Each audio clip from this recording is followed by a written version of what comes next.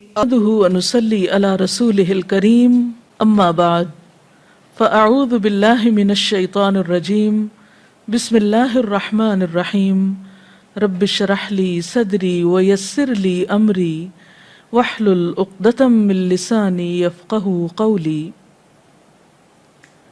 اللہ تعالیٰ کا لاکھ لاکھ شکر ہے کہ ایک بار پھر رمضان المبارک اپنی رحمتوں اور برکتوں کے ساتھ ہم پر سایہ فگن ہے۔ رمضان المبارک اللہ تعالیٰ کی خاص نعمتوں میں سے ایک نعمت ہے۔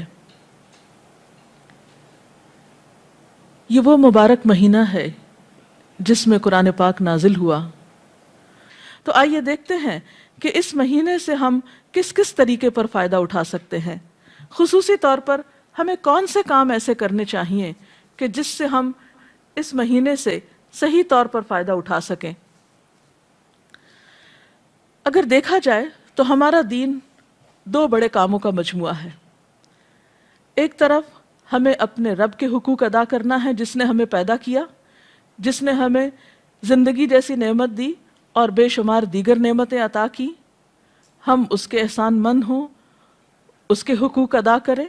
اور دوسری طرف ان انسانوں کے حقوق کی ادائیگی ہمارے دین کا ایک لازمی حصہ ہے، جن انسانوں کے ساتھ ہم اس زمین پر رہتے ہیں، جن کے ساتھ ہمارا دن رات رابطہ اور واسطہ ہوتا ہے، تعلق ہوتا ہے۔ اور ایک انسان کی زندگی اسی وقت پرسکون اور خوبصورت زندگی بن سکتی ہے، اور دوسری طرف اس زمین پر بسنے والے انسانوں کے ساتھ اچھا سلوک کرے، احسان کے ساتھ پیش آئے۔ جو انسان ان دونوں چیزوں کی طرف توجہ دیتا ہے وہی انسان دراصل ایک اعتدال کی زندگی بسر کرتا ہے، جس کے نتیجے میں انسان اس دنیا میں بھی سکون پاتا ہے اور دوسری زندگی یعنی آخرت کی زندگی بھی اس کی خوشگوار ہو سکتی ہے۔ تو آئیے دیکھتے ہیں کہ اس مہینے میں کرنے کے کام کیا ہیں۔ سب سے پہلے حقوق اللہ تعالیٰ کے حقوق، اپنے خالق کے حقوق کی ادائیگی میں نمبر 1 نماز ہے۔ نماز دین کا ستون ہے، ایک مومن اور کافر کے درمیان فرق ہے۔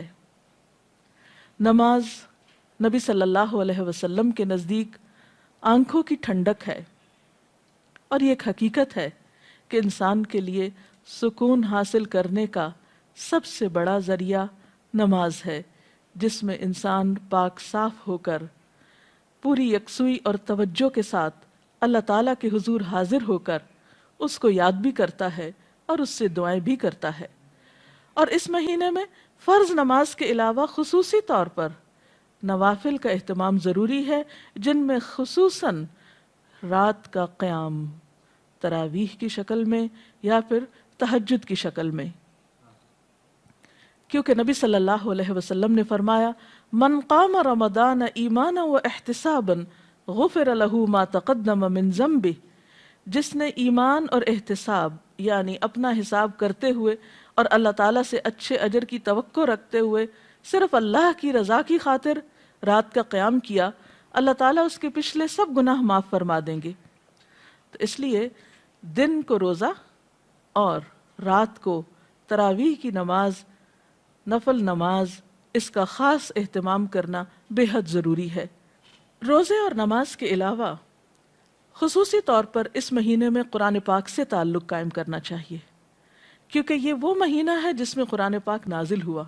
شہر رمضان الذی انزل فیہ القرآن، رمضان وہ مہینہ ہے جس میں قرآن پاک اتارا گیا ہے، لہٰذا قرآن پاک سے مختلف طریقے پر آپ تعلق قائم کر سکتے ہیں، مثلا تلاوت کے ذریعے، رات کو تراویح میں سن کر، یعنی آپ ایسی جگہ پر تراویح پڑھیں جہاں کوئی اچھا قاری خوبصورت انداز میں قرات کرتا ہو، یعنی خود تلاوت کے علاوہ قرآن کا سننا بھی ایک عبادت ہے، اور خصوصاً نماز کے اندر اس کا پڑھنا اور سننا عام قرات سے زیادہ اجر و ثواب کا باعث ہے، کیونکہ قیامت کے دن قرآن پاک انسان کے حق میں سفارش کرے گا اور کہے گا کہ یا اللہ اس نے مجھے قیام کی حالت میں پڑھا۔ پھر اسی طرح قرآن پاک چونکہ ہدایت کی کتاب ہے، اس لیے تلاوت اجر کی خاطر اور ثواب کی خاطر کرنے کے علاوہ، برکت کی خاطر کرنے کے علاوہ اس کا سمجھنا بہت ضروری ہے۔ اللہ سبحانہ و تعالیٰ فرماتے ہیں کتاب انزلناہ مبارک لیدبروا آیاتہ، یہ ایک کتاب ہے جسے ہم نے اتارا ہے تاکہ لوگ اس کی آیات میں غور و فکر کریں، وَلِيَتَذَكَّرَ أُولُو الْأَلْبَابِ، اور تاکہ عقل مند لوگ اس سے سبق حاصل کریں، نصیحت پکڑیں۔ ذَلِكَ الْكِتَابُ لَا رَيْبَ فِيهِ هُدًى لِّلْمُتَّقِينَ، یہ کتاب جس میں کوئی شک نہیں، متقی لوگوں کی ہدایت کے لیے آئی ہے، یہ ایک گائیڈ بک ہے۔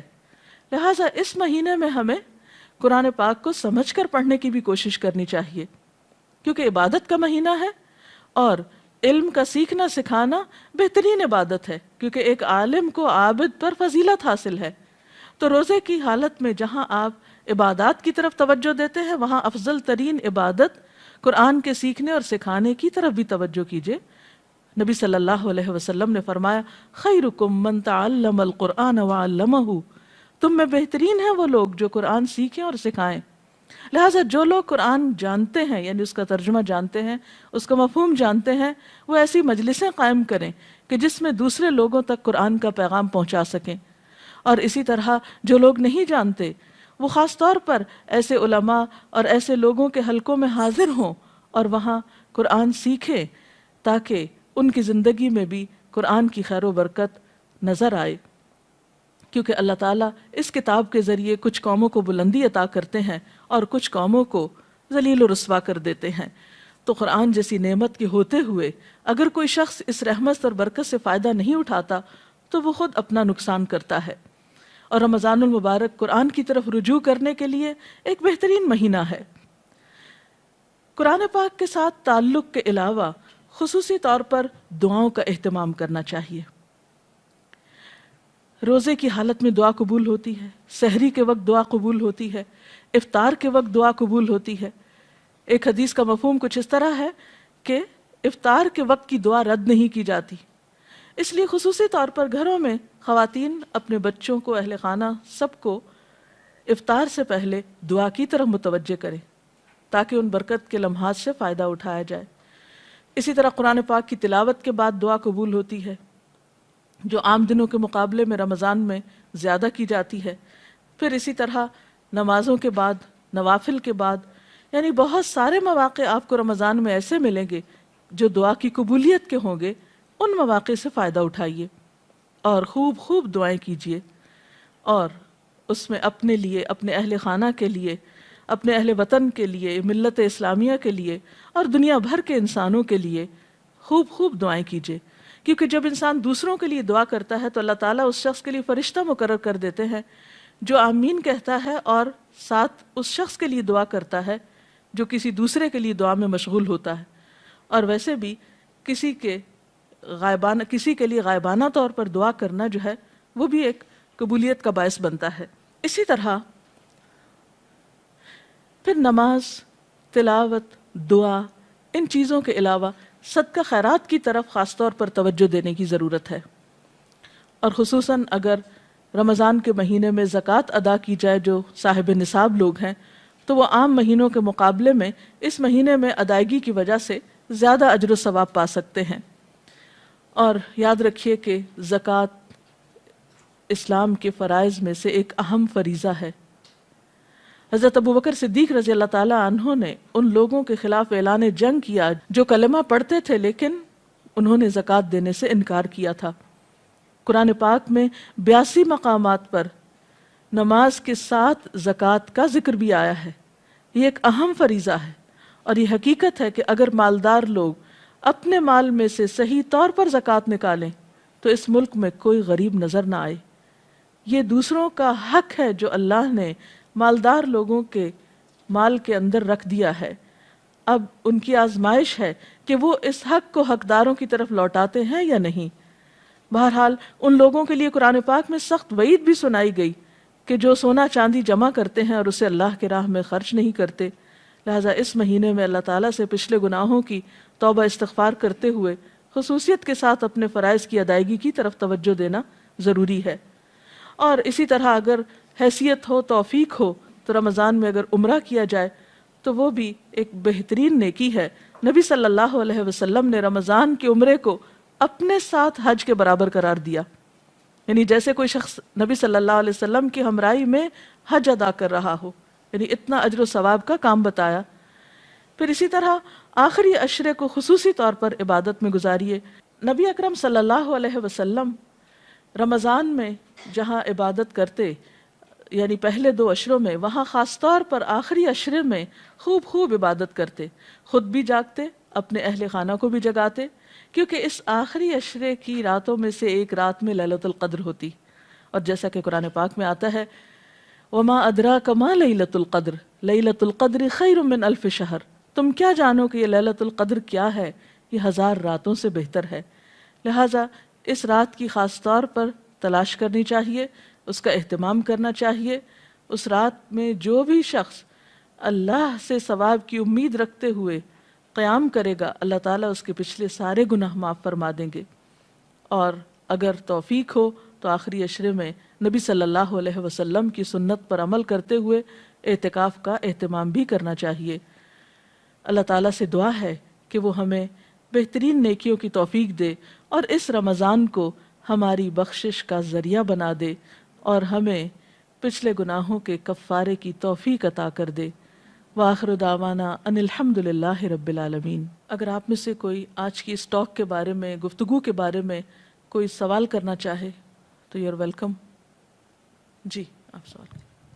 ڈاکٹر صاحبہ، جیسا کہ ابھی آپ نے فرمایا کہ ہمارے دین میں 2 بنیادی چیزیں جو بہت اہم ہیں، وہ ان میں سے ایک حقوق اللہ اور دوسرا حقوق العباد، ان دونوں میں توازن کس طرح رکھا جا سکتا ہے؟ کیونکہ عام طور پہ دیکھا یہ گیا ہے کہ انسان ایک طرف ہو کے رہ جاتا ہے۔ اس کی طرف آپ کچھ وضاحت کریں گے؟ حقوق اللہ اور حقوق العباد میں توازن قائم کرنا بے حد ضروری ہے، کیونکہ اگر کوئی شخص اللہ تعالیٰ کے حقوق کو ضائع کرتا ہے، یعنی نماز روزے سے غفلت برتتا ہے اور صرف انسانوں کی خدمت کرتا ہے، تو یہ بھی کافی نہیں، کیونکہ جس کے ہم پر احسانات ہیں ہم نے اسی کا احسان نہیں مانا، تو دوسرے انسانوں پر احسان کرنا پھر کافی نہیں۔ اور کچھ لوگ ایسا ہیں کہ جو حقوق اللہ کی ادائیگی تو کرتے ہیں لیکن حقوق العباد سے غفلت اختیار کرتے ہیں۔